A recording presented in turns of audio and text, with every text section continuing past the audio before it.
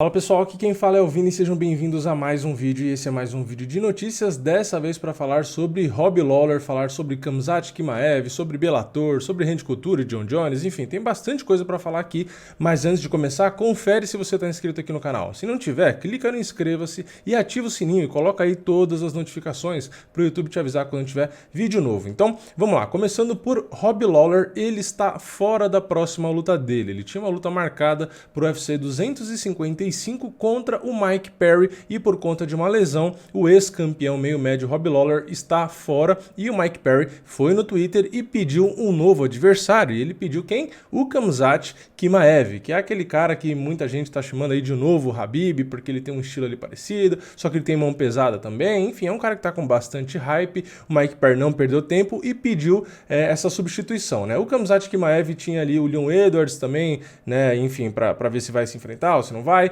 Mas como o Khamzat Chimaev é um cara que luta com frequência e muda até de categoria, luta no meio médio, luta no peso médio, então, sei lá, né, vai saber se ele não vai aceitar, afinal de contas, o Mike Perry é um cara duro, mas eu acho que o Khamzat Chimaev consegue vencer ali sem tomar tanto prejuízo e quem sabe fazer uma luta logo depois, né, enfim, vamos ficar de olho aí se o UFC vai dar ou não essa luta para o Mike Perry, que foi esperto, né, pediu o Khamzat porque se ele vencer, é ele que rouba o brilho ali, né, desse hype todo do Khamzat Chimaev. Enfim, vamos ficar de olho. Aliás, o Mike Perry, agora que eu lembrei, antes de mudar de notícia, ele disse que pode ser até no peso médio essa luta. Então o Mike Perry tá maluco da cabeça, né? Na verdade, a gente já sabe que ele não bate muito bem, né? Mas enfim, vamos ver aí se o UFC faz ou não essa luta. E agora sim, na próxima notícia, vamos falar sobre o próprio Khamzat Chimaev e ele acabou ali falando sobre o Adesanya e sobre o Kamaru Usman, né? O que acontece? Ele teve algumas boas vitórias, tem todo esse hype em cima dele e acabou sendo um cara aí que a mídia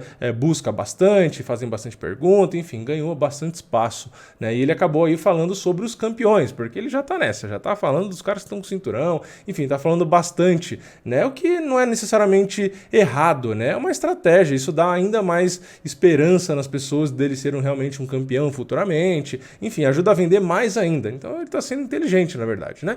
E ele acabou falando sobre o Usman, ele disse que o Kamaru Usman, campeão meio médio atualmente do UFC, né? Ele disse que ele é um bom lutador, mas que ele não tem aquele poder de nocaute e nem o wrestling que o próprio Khamzat Chimaev tem. Então foi isso que ele falou. Ele falou, ele é bom, mas ele não tem o poder de nocaute e o wrestling como eu tenho. Enfim, pode ser verdade, né? A gente vai descobrir, né? Ainda não deu pra ver o Khamzat Chimaev ser tão testado. A gente não conhece ele tanto quanto a gente já conhece o Kamaru Usman, né? Mas, enfim, ele acabou falando também sobre o Israel Adesanya. Ele disse que o Paulo Costa, né? O Paulo Borrachinha estava assustado quando enfrentou o Adesanya. Ele disse que não sabe por que as pessoas têm medo de entrar ali no octógono e lutar, né? Ele disse que na academia todo mundo é duro, né? Todo mundo nos sparrings, né? São caras duros e tal. E aí quando vão pro cage acabam sendo ali galinhas, né, ele quis dizer. Enfim, foi isso que ele falou, galinhas. Traduzindo ao pé da letra, foi isso que ele falou. E aí ele complementou dizendo, eu não entendo essa mentalidade. E aí sobre o Adesanya mais especificamente, né, porque primeiro ele falou essa parte do Borrachinha, mas que tem a ver com o Adesanya, depois mais do Adesanya especificamente, ele disse que o Adesanya é bom na trocação, mas que ninguém, assim, lutou de fato, né, contra ele. Ele disse que o Yoel Romero só deu uns 3 ou 4 socos ali quando teve trocação. Isso é verdade, porque a luta do Romero com o Adesanya não teve nada mesmo, só teve ali um ou outro soco do Romero, como ele mesmo disse, e alguns chutes baixos do Adesanya e parou por aí, né? E aí o Khamzat Chimaev continuou dizendo que ele pode vencer o Adesanya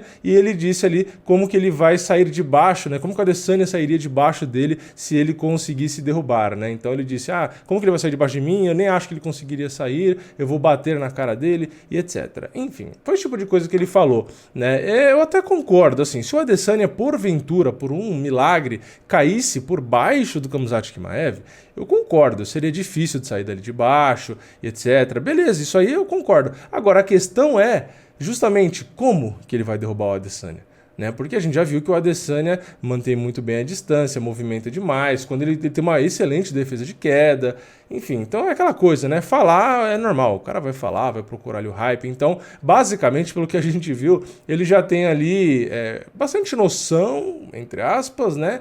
Do Usman e do Adesanya. Então, assim, ele já tá pensando lá nos campeões, já sabe ali, não, eu sou melhor aqui, melhor ali do que esse, já vou fazer assim porque se eu derrubar porque não sei o quê. Então, assim, o cara já tá planejando os dois aí, os dois campeões, né? Mas, enfim, vamos ficar de olho, vamos ver se ele aceita aí a luta com o Mike Perry, se o UFC casa, ou se não, se deixa ele realmente pro Leon Edwards. O Leon Edwards é excelente pra ele, né? Porque é um cara que tá lá em cima no ranking, né? Porque ele voltou pro ranking. E aí, se o Khamzat vencer, ele realmente chega perto do Usman, no caso, já que o Leon Edwards é meio médio e não peso médio. Mas, enfim, pelo que parece, o Khamzat quer ser campeão nas duas categorias, né? Porque toda hora ele fala das duas, ele não fala só do peso meio médio ou só do peso médio. Toda hora ele fala de um pedaço da meio médio e um pedaço da média. Então ele tá de olho em tudo, né? Mas enfim, vamos para a próxima notícia que é sobre o Randy Couture. Ele falou aí, o veterano, né, ex-campeão do UFC, falou sobre o Jon Jones. Ele disse ali que o Jon Jones pode voltar a ser ali o maior de todos os tempos e etc, com uma simples conquista, que foi exatamente o que eu falei uns vídeos atrás, né? Que é o Jon Jones conquistar o cinturão peso pesado. E eu concordo com o Randy Couture. Basicamente foi isso que ele falou, foi isso que eu dei de opinião também antes, né? Uns 2 dias atrás, 3 dias atrás, sei lá. E pra mim é exatamente isso, né? O Jon Jones não precisa se preocupar em ser o número 1 peso por peso atualmente ou mesmo o maior da história. Se ele subir de categoria, como ele disse que vai, tá se preparando para isso, tá gigante, né? Nas redes sociais dá pra ver os treinos dele, etc. Se ele realmente subir e for campeão peso pesado, não tem mais muita discussão. Porque, sinceramente, hoje foi o que eu falei. Eu vejo argumentos do lado do Jon Jones, argumentos do lado do Khabib, e aí fica na subjetividade ali, porque esse aqui é assim, esse aqui é assado e tal.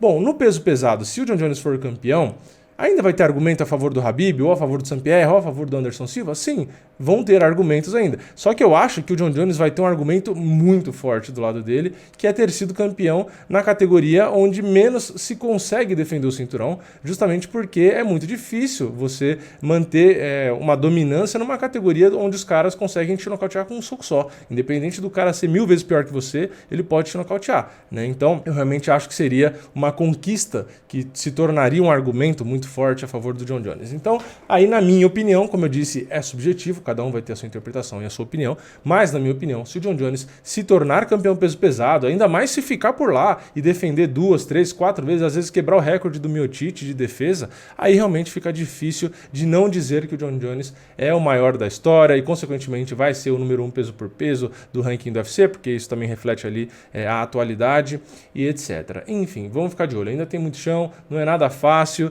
e vai continuar sendo uma questão subjetiva, né? Porque muita gente vai falar, não, pra mim, nos meus rankings não conta quem já caiu no doping. Aí o Jon Jones pode ser campeão em 43 categorias diferentes. Ele vai continuar fora desse critério, dessa premissa que seria não ter caído no doping. Ou seja, em resumo, continua sendo subjetivo. A questão é, eu concordo com o Randy Couture, que se ele for campeão peso pesado, é um argumento muito forte a favor do Jon Jones. Mas enfim, vamos para a próxima e última notícia desse vídeo, que é sobre o Bellator, não é sobre o UFC. O Bellator ali acabou abrindo mão, né, de diversos atletas, né? Não sei exatamente quantos foram demissão, ou se não foi, ou se é só a renovação que não foi feita, mas enfim, são vários nomes que foram liberados, vários nomes que não fazem mais parte do Bellator, que é isso que interessa. E aí tem muitos nomes que muita gente não conhece, então eu vou evitar aqui falar todos, afinal de contas foram muitos nomes inclusive, né? Mas falando dos nomes mais conhecidos, a gente teve o Frank Mir, que era atleta do UFC, o Roy Nelson, né, muito conhecido também, não faz mais parte do Bellator, eles também não rendiam muito mais, né? Era legal assistir os caras, porque são ícones, mas realmente render, que é bom, não rendia muita coisa, né?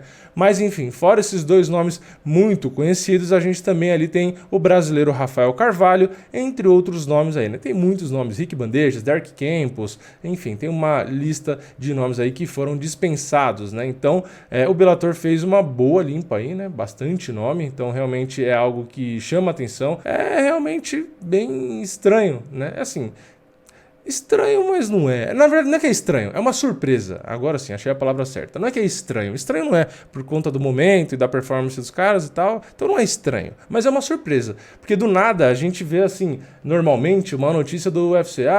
tal cara e tal cara saiu, sei lá, você vê 2, 3, 4, 5 caras assim. Aí o Bellator do nada, alguns nomes estão liberados. Aí você clica pra ver a notícia e tem uma lista de, sei lá, 20 nomes, não sei, eu não contei aqui. Mas tem bastante nome e alguns nomes bem conhecidos, então realmente é estranho. Afinal de contas, a gente sabe que a estratégia do Bellator era pegar Roy Nelson, Frank Mir, esses caras mais conhecidos, né, John Fitch e etc, justamente para ter uma visibilidade interessante. E agora não tem mais esses caras. Enfim, faz parte, decisão deles, eu só quis trazer aqui a notícia para vocês ficarem sabendo. Enfim, esse foi mais um vídeo de notícia. Se você gosta desse tipo de vídeo, deixa o seu like aqui embaixo para eu saber. Se não tem like, eu acho que vocês não gostam do vídeo. E aí eu vou parar de fazer o vídeo nesse estilo. Então, deixa o like aí para eu saber. Se inscreve no canal e ativa o sininho e eu vejo vocês na próxima. É nóis, valeu, falou!